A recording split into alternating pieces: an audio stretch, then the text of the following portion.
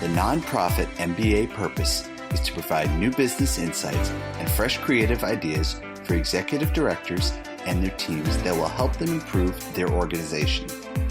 Here is your host, Stephen Halasnik.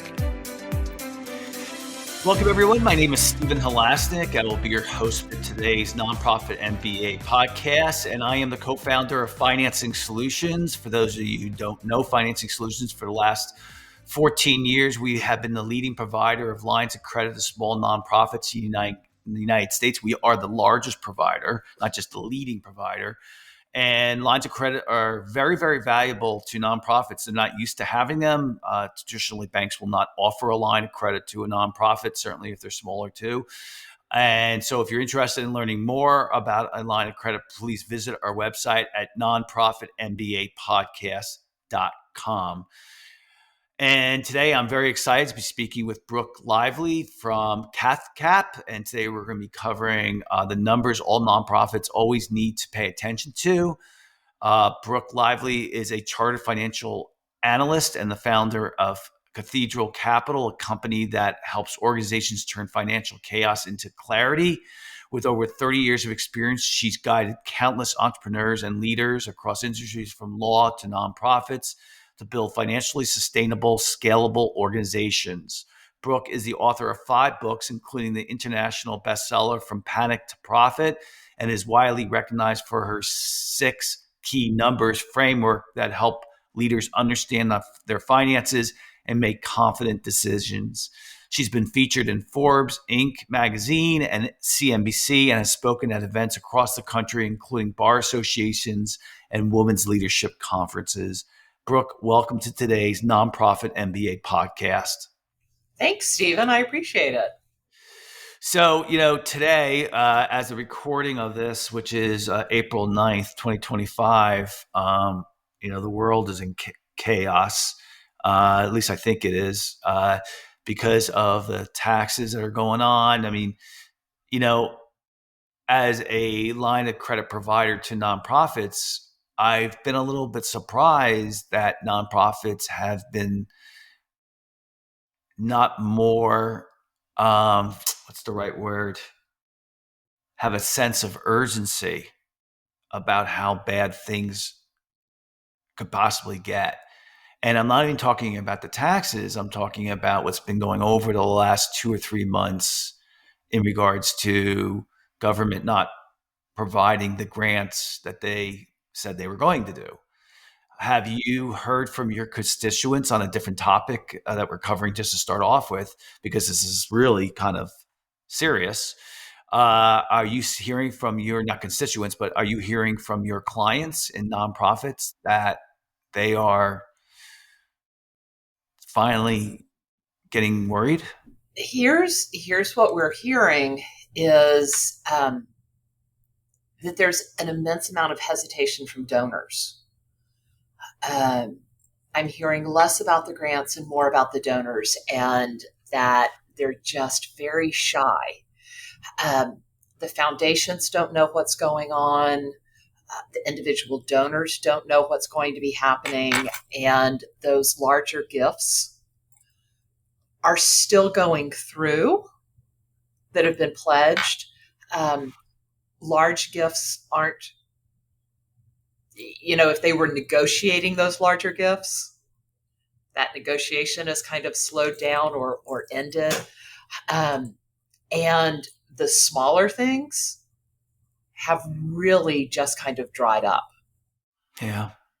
It was, I lived through the COVID epidemic, and it was interesting. The nonprofits and individual donors really stepped up, right?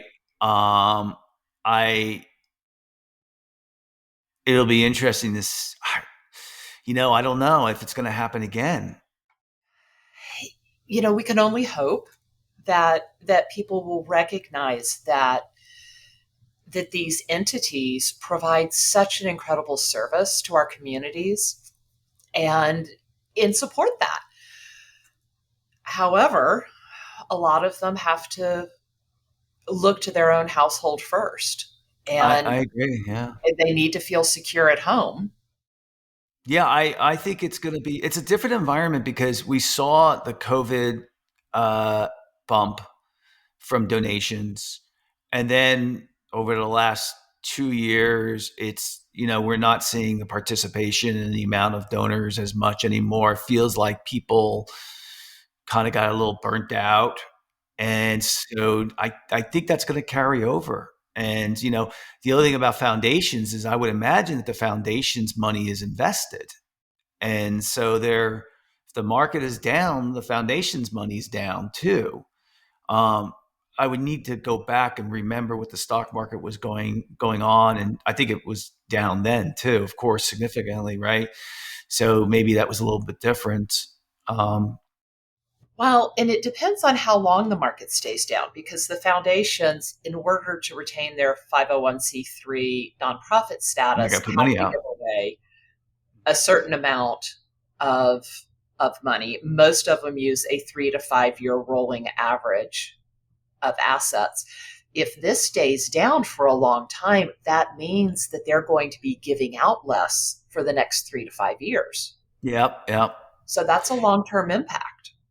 Yeah, and to make the transition to our topic today, you could not ask for a better time to be making sure that you are looking at your numbers super closely and monitoring them on a consistent basis. As right now, if you're not doing that already, do you see that nonprofits typically pay attention to the 5 to 10 key measurements of their organizations really well? Because I know nonprofits are always thinking that, they want to run their organizations like a for profit. They always think that a for profit is doing something that's so significantly better than a nonprofit. And I'm going to tell you what I have always seen is that nonprofits budget so much better than for-profit businesses.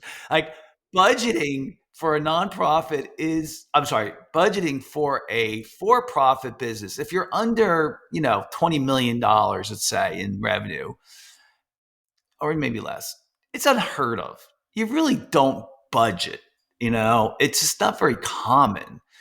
It's not the length that a nonprofit does. A nonprofit budgets like my mom used to budget, like down to the very penny of what she was going to spend. So, but do you see that nonprofits do a good job of picking 5 or 10 key measurements to really look at? Yes and no.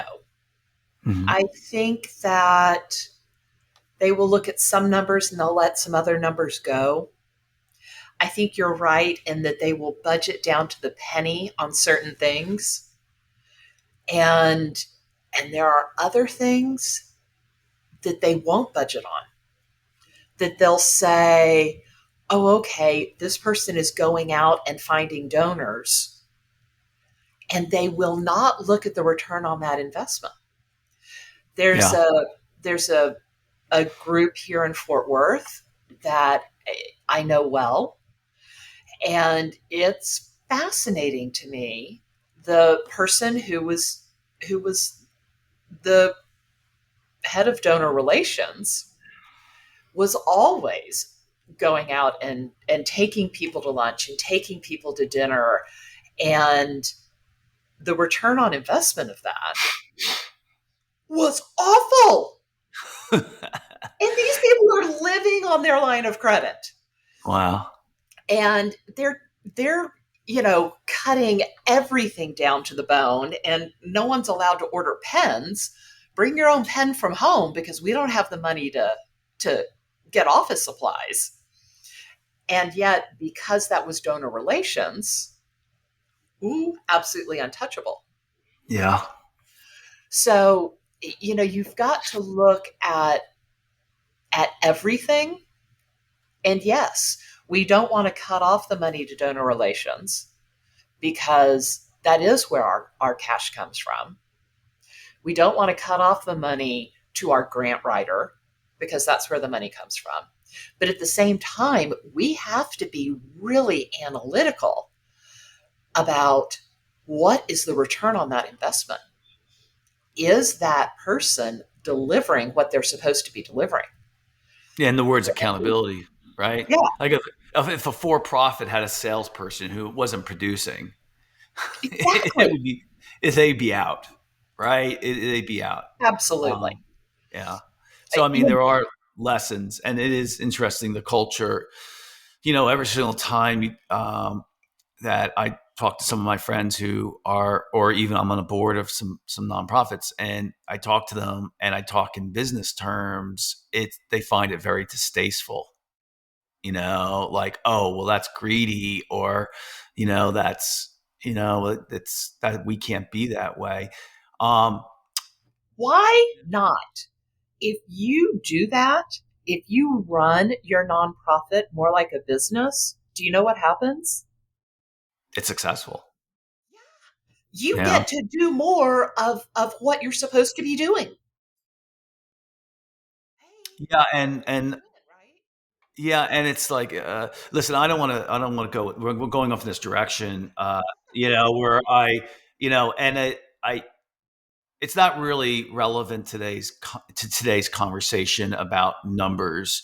Um, but again, I just want to say, as a nonprofit, you guys do a good job about budgeting. You should tap yourself in the back about that, because businesses, I've had several businesses myself. I never budgeted, not much anyway. So let's go over the numbers that a nonprofit should be looking really closely at. Give me the number one most important thing that a nonprofit should be looking at. So I'm going to give you the first two Okay. numbers.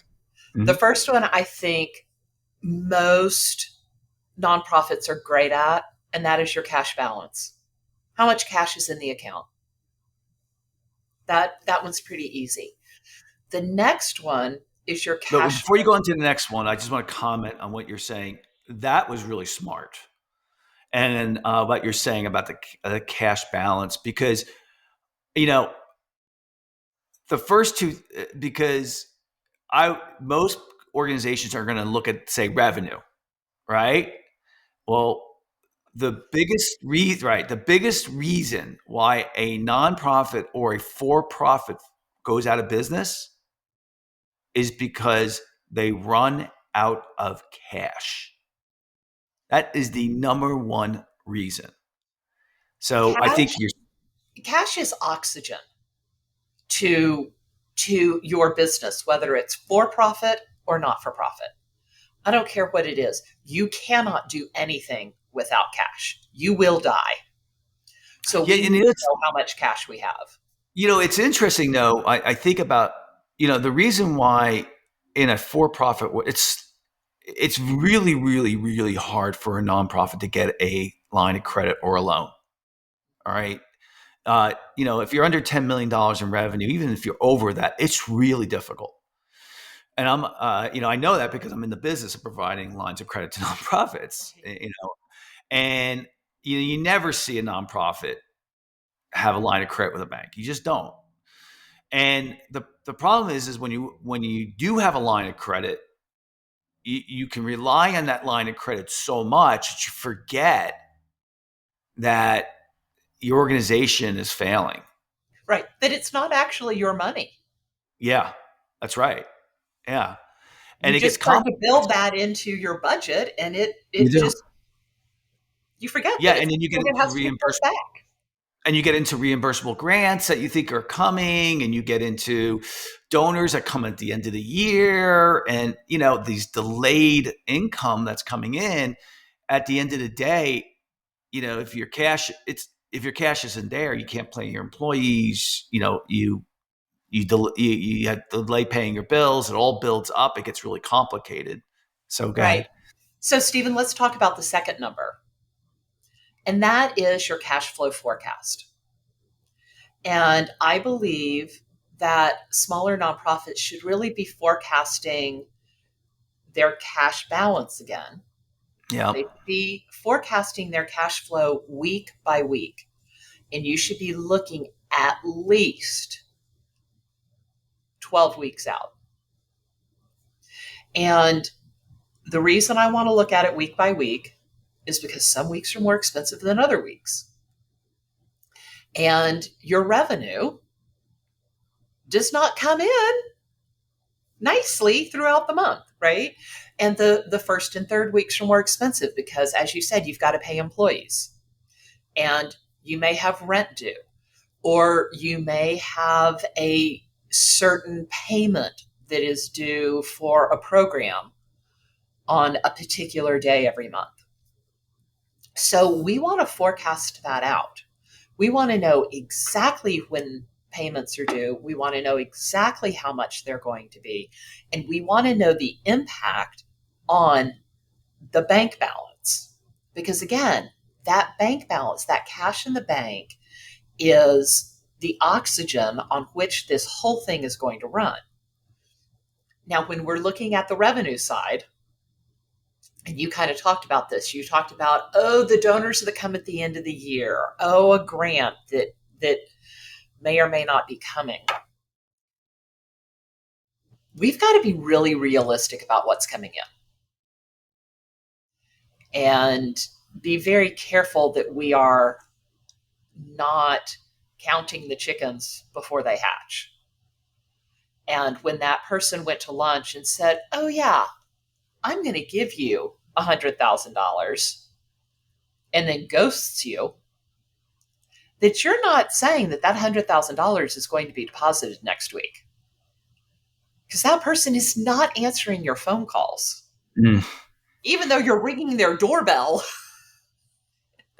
they're ignoring you. They're peeking out from behind the curtains going, yeah, no. So let's be really realistic about what is coming in, what we know is coming in, and don't plan on it until it arrives. What would you do in today, what's going on today with budgeting for year-end donations, if that's a big part of your funding?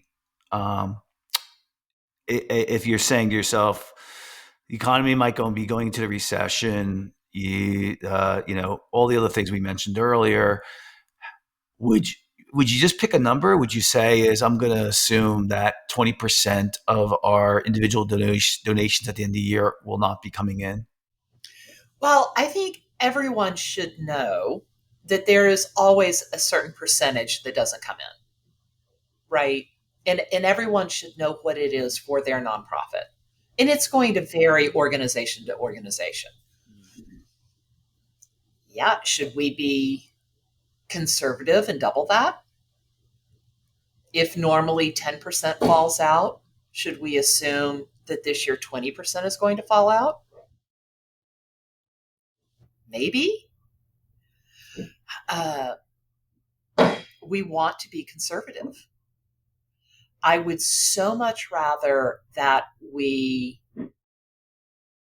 under project revenue and over project expenses than the other way around. Yeah, I had a mentor for 25 years, and he used to say the important goal for an organization is to stay around. Because if you stay around long enough, you're going to figure it all out.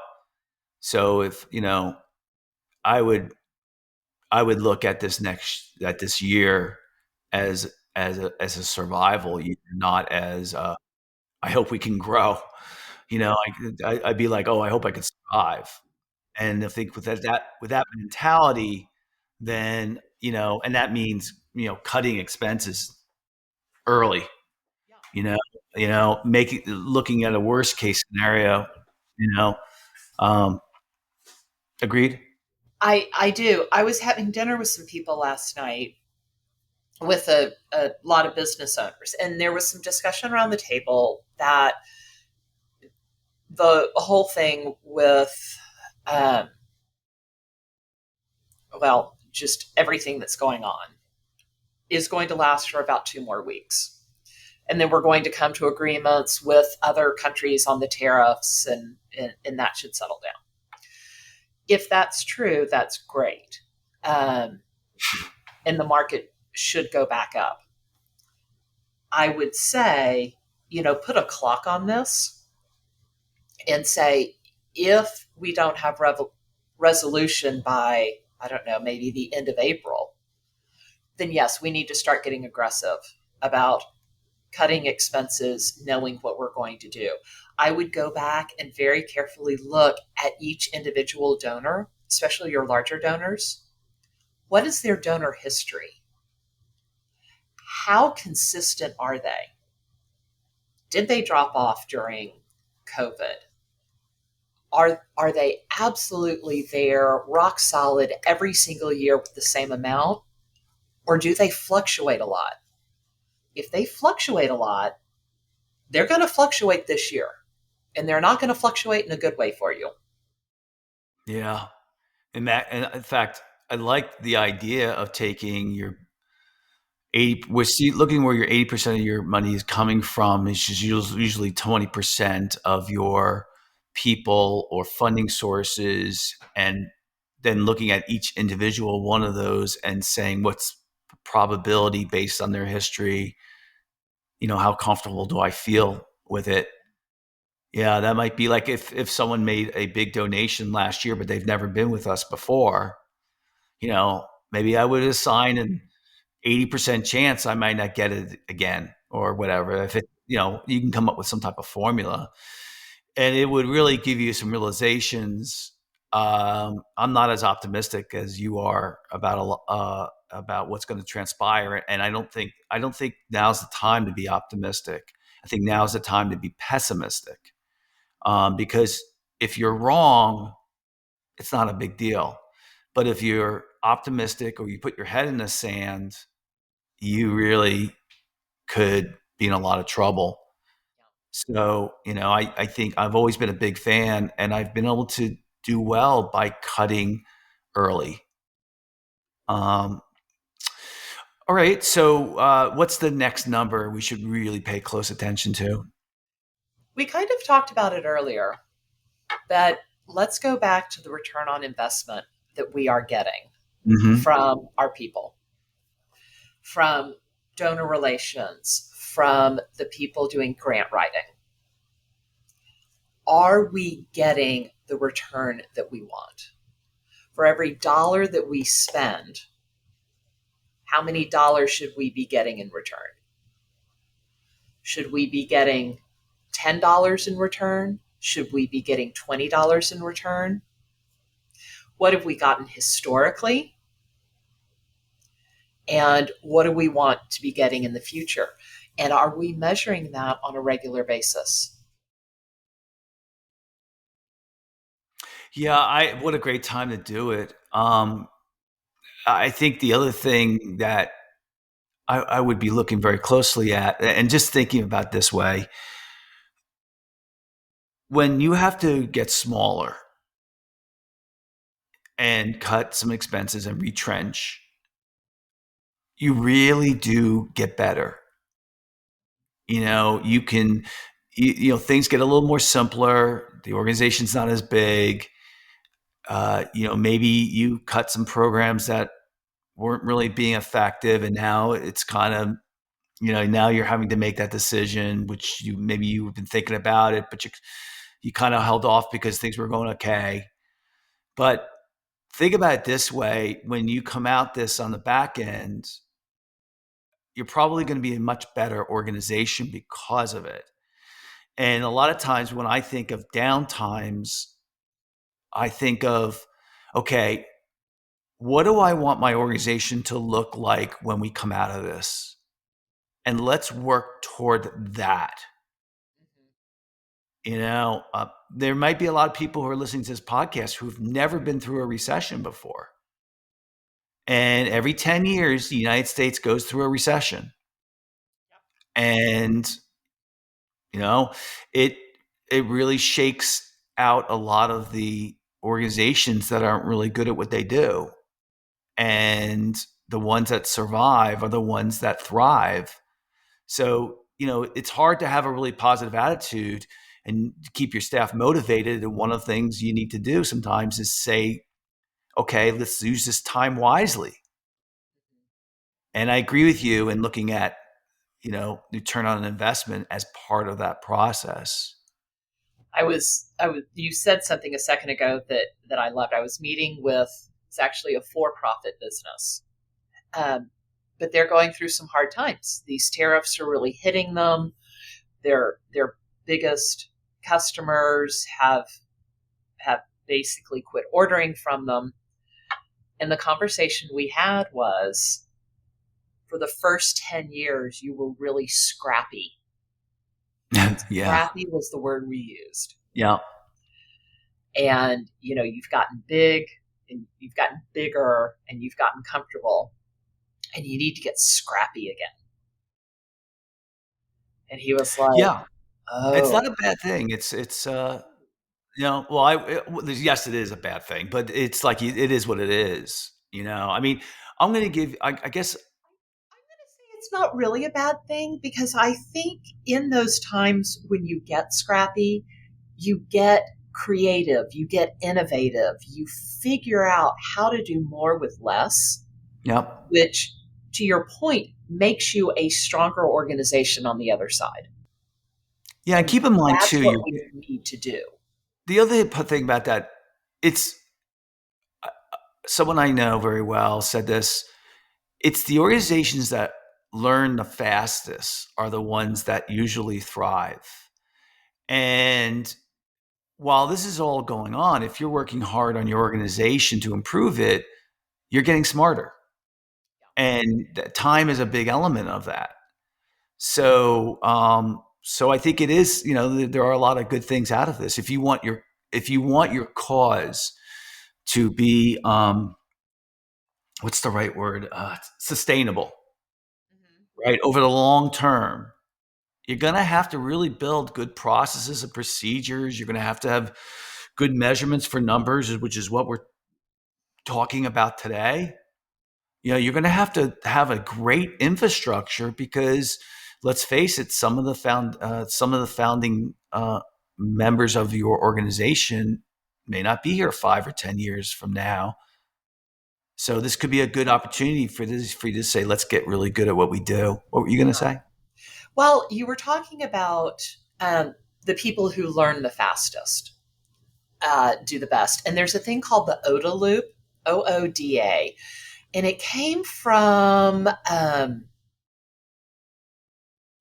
it came from actually one of the world wars. I can't remember if World War I or II.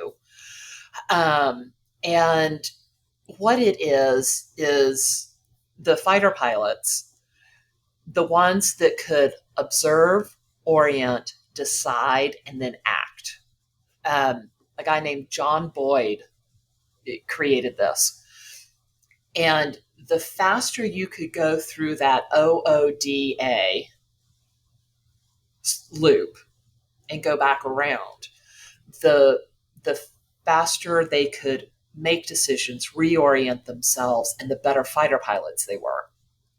When we take that into the business world, it speeds up your decisions, your learning curve, everything else. So the faster you can put yourself and your organization through the OODA loop, the better and stronger you will be.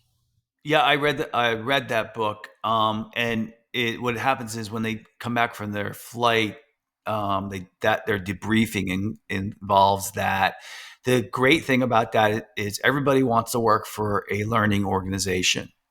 Learning creates energy, so it really motivates people. And what demotivates people is when there's stagnation and you're not doing anything, and you're doing the same thing over and over again.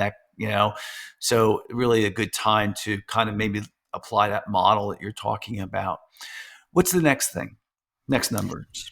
So the next number is, if you were a for-profit, I would call it AR, accounts receivable.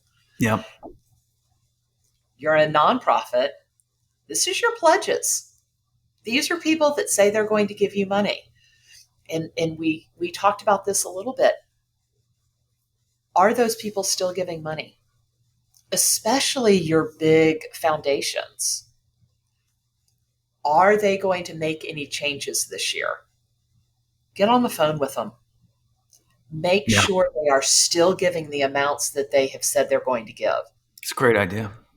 Most of them, hopefully, yep, nope, we've committed to that. That's our budget. That's what we're doing. Yep, I agree with you.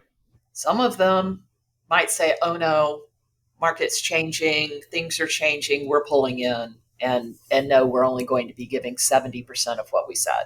Or they might not give you a solid answer, and you think that they're solid, and they might be like, we don't really know yet. We're not really sure. Then you're like, oh man, I need to kind of recalculate here. But that's a So great then idea. you go back to that cash flow forecast, and you're You like, do. oh, that number's not as solid as I thought. Yeah. And I also would my instinct would be is check in with them. I would say to them, do you mind if I check back in with you in a couple of weeks, or, 2 or 3 weeks, because things are changing too rapidly. Um, I do want to, tell you, you gave us your opinion as to what you think is going to happen. I'm going to give I you gave mine. you the opinion of the people with whom I Oh, had in to. the room. Okay. I think some of the other smaller countries are going to come to the table sooner. I think that the European Union might take a year or two, a year to come to the table. And I think China is going to wait to the end of this administration to come to the table. They might come to the table, but they're not going to negotiate any. They're not going to meet an agreement. And I think you're going to see a recession in the United States that's serious, 10% negative GDP, and you're going to see a big drop in you're going to see unemployment go high. No, I said 4%, 4% negative GDP, gross domestic product, and then 10% unemployment. So I'm more pessimistic, and then I think I don't know. No one, we're not seeing predictions right now. I'm Nobody knows. Now, to your point, China does have a history of being a very strong regime who is absolutely willing to, for lack of a better phrase, they're willing to let their people suffer. Yeah, they look at things long terms. A thousand. I'm sorry, 100 years out. They don't look at like we do on a quarterly basis. Right. So The yeah, flip side to that is some of our biggest companies source the vast majority of their things from China, like Amazon. Mhm. So more than 50% of the products on Amazon come from China. So there's going to be a lot of internal pressure in the US to get that settled. Yeah. I we'll see if. Yeah, I don't know. It's not worth for this podcast. It's kind of Yeah, not worth I mean, we going. don't know. Yeah, So, yeah. So the next number or next numbers that you kind of think are really important. all right. So we looked at our cash balance. We have looked at um, our the money coming in. So we've looked at pledges. We have looked at um, past donor history. So we've looked at our revenue. We've predicted our revenue. And we've really looked at our expenses. And we've used all of that to forecast. We've looked at the people who bring in the revenue, and we've looked at the return on the investment there. And, you know, one of the other places, and you mentioned it, is to start to really look at the different programs we're running. And what is the return on investment of those different programs? Most grants will ask that you measure the effectiveness in some way. How are you measuring effectiveness across all of your programs? And in this time, should we be cutting our least effective program? I get it. How do you feel about that? How do I feel about it, or how are you asking the Oh, listeners? how do you feel about that, Stephen? I mean, it's always hard to cut something. I don't know I'm looking for my long range goal, which is survival. I would purposely cut 10 to 20% of my programs rate of, yeah. So for me, it would, uh, you know, the problem is the culture in a nonprofit is just not cutthroat, right? In a business, it is. And, like, I'm not going to say it is because most people wouldn't remember him anyway, but he was known for coming into companies and cutting. Uh, and, but what he said was, uh, first, you have to do it in a way that is uh, he didn't say ethical, but is, compassionate. And he would say the companies he was coming into, it's different than Dodge, that whole thing with, I'm not talking about that. He would say is, if I don't make these changes, if I don't get rid of these people, the 10% of the people working, or the 20% in the recession, the company's not going to survive, and 100% of the people will lose their job. And he wasn't lying. He wasn't making excuses. He was telling the truth. And I think, nonprofits aren't always willing to look at things as objectively as that, because they care so much about people and their staff and their cause. And I think once you look at it in a way that it's about survival. It's about the greater good, Yes. and Yeah. we need to keep that in mind. Um, Everybody needs to decide for their organization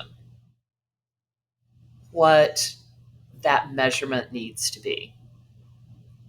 So I'm going to make something up. Let's say that the average effectiveness is a 7. Okay, great. Average effectiveness is a 7.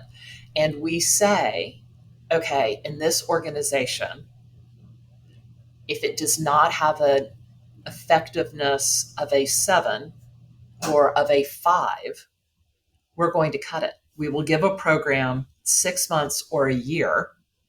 And if it does not have an effectiveness rating of X, it gets cut, because we would much rather take those funds from something with an effectiveness rating of 3 and move it over here to something with an effectiveness rating of 14.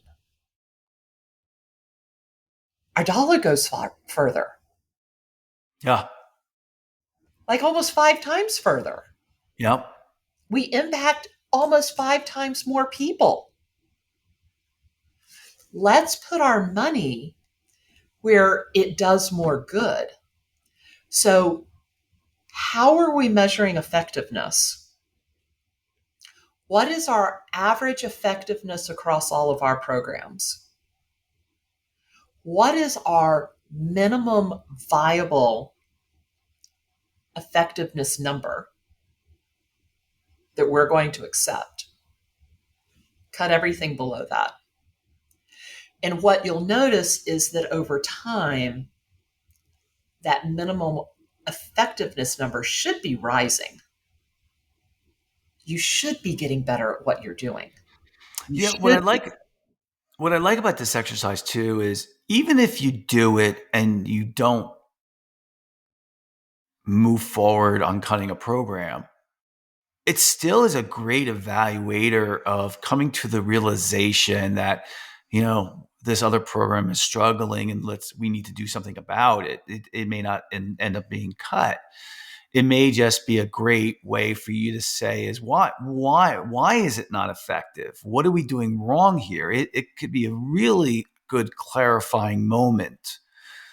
Yeah, Maybe it, this should be a great program, but we're not getting the results. Where are we going wrong in here? no, Let's take 6 months and figure this out. yeah, yeah. So I think this is a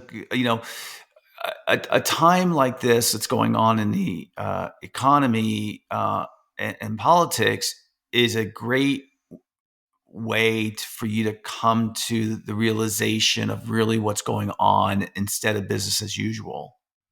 Kind Yeah, of but now wakes I'm going everybody. to take your side, Stephen, of don't spend the next year trying to fix it if it's never going to get fixed, and keep spending money on something that's never going to be successful.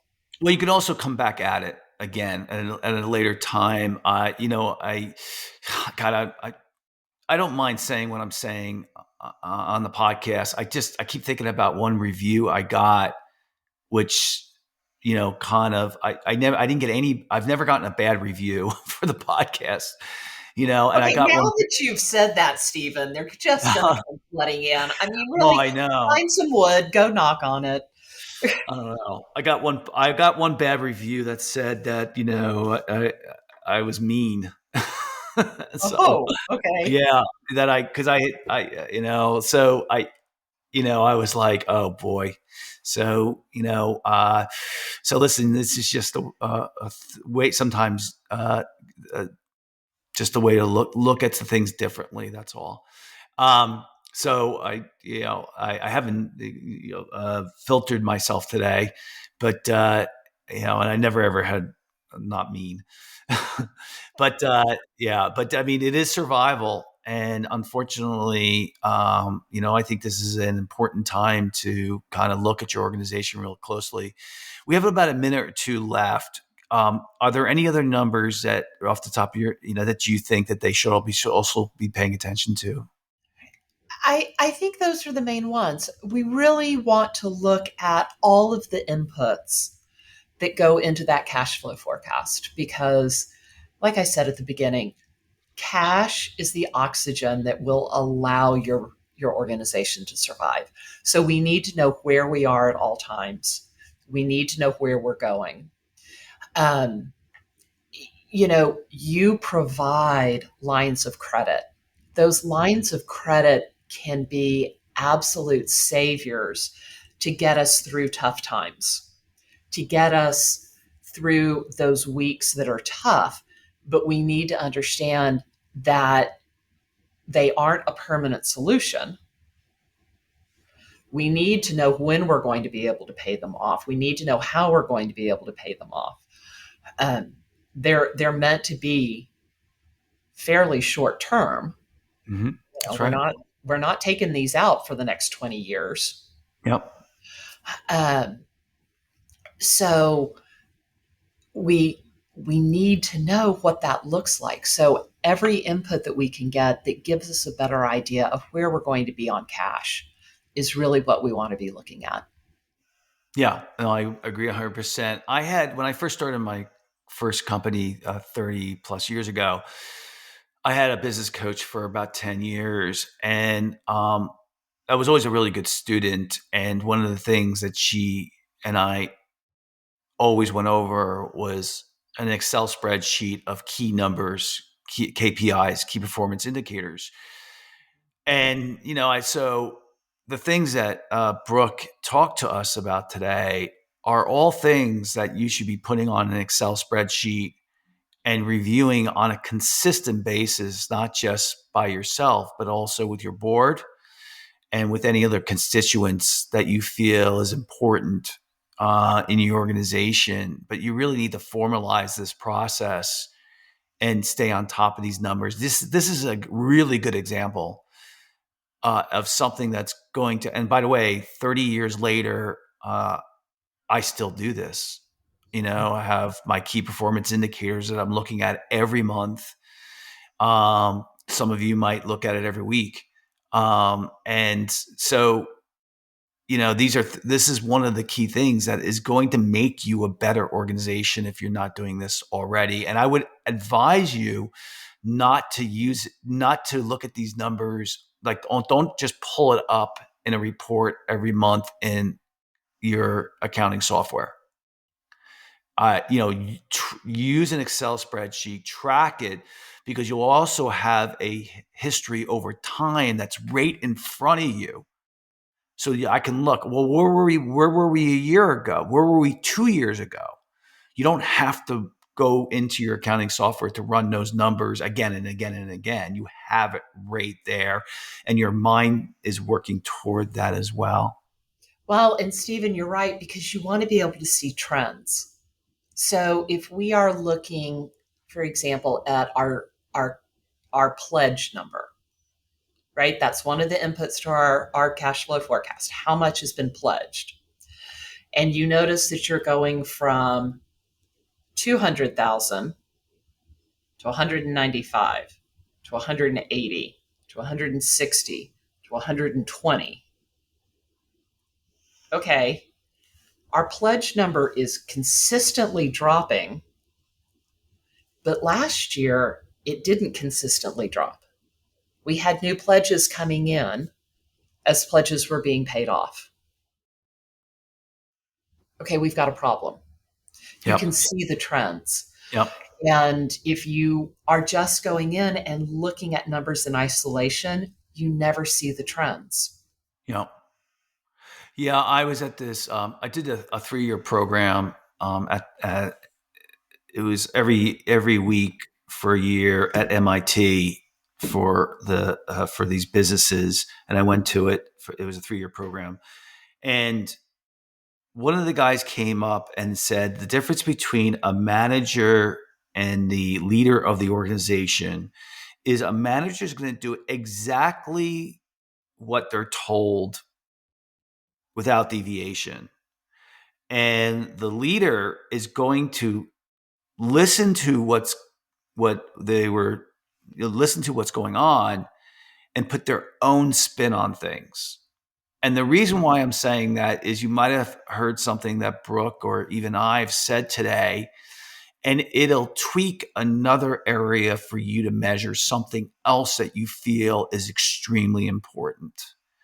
And I would encourage you to do that, there might be numbers. What I wouldn't encourage you to do is have 20 numbers that you're tracking. It's too much. I think Brooke talked about 6, right, today? Yeah, we say 5 to 15. Okay, there you go. And yeah, you just don't need that many. It used to be that people made decisions without information.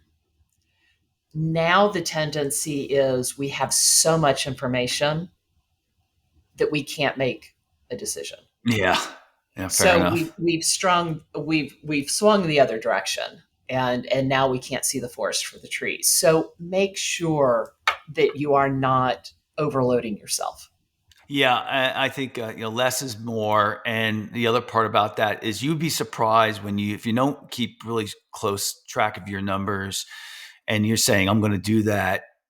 You're going to be surprised how the numbers will make the decision for you. Yeah. You'll really see the numbers, and you'll be like, oh, this isn't even a question in my mind anymore. We have to make this change, and it'll clarify things.